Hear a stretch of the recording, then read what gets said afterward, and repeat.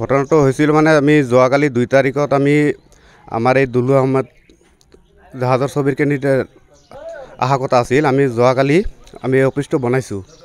ৰাতিৰ ভিতৰতে আমাৰ এই অফিচখন কোনোবাই দুষ্কৃতীয়ে জ্বলাই থৈ গ'ল। ঠাইখিনি আমাৰ খিলাগুৰি কাকৰাগাঁও পঞ্চায়ত বঙাইগাঁও ডিষ্ট্ৰিক্ট হয়।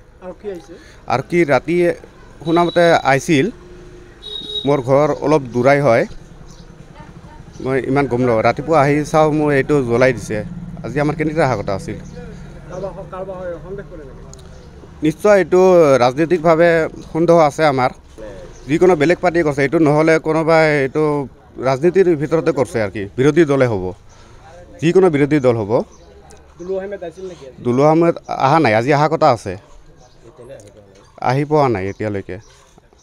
আমি খবৰ দি ঘটনাটো হৈছিল মানে আমি যোৱাকালি 2 তাৰিখত আমি আমাৰ এই দুলু আহমেদ জাহাজৰ ছবিৰ কেন্দ্ৰিত অহা কথা আছিল। আমি যোৱাকালি আমি এই অফিচটো বনাইছোঁ। ৰাতিৰ ভিতৰতে আমাৰ এই অফিচখন কোনোবাই দুষ্কৃতীয়ে জ্বলাই থৈ গ'ল। ঠাইখিনি আমাৰ খিলাগুৰি কাকৰাগাঁও পঞ্চায়ত বঙাইগাঁও ডিষ্ট্ৰিক্ট হয়। আৰু কি ৰাতি শুনামতে আহিছিল, মোৰ ঘৰ অলপ দূৰাই হয়, মই ইমান গম নাপাওঁ। ৰাতিপুৱা আহি চাওঁ মোৰ এইটো জ্বলাই দিছে। আজি আমাৰ কেনেকৈ অহা কথা আছিল। নিশ্চয় এইটো ৰাজনৈতিকভাৱে সন্দেহ আছে আমাৰ।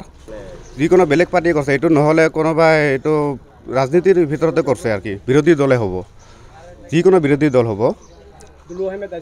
দুলু আহমেদ অহা নাই, আজি অহা কথা আছে, আহি পোৱা নাই এতিয়ালৈকে।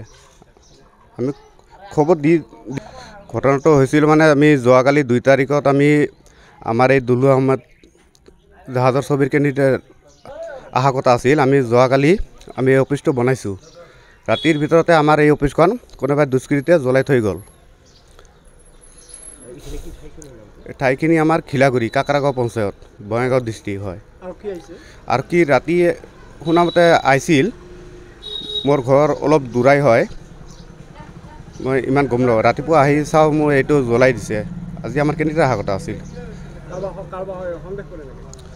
নিশ্চয় এইটো ৰাজনৈতিকভাৱে সন্দেহ আছে আমাৰ।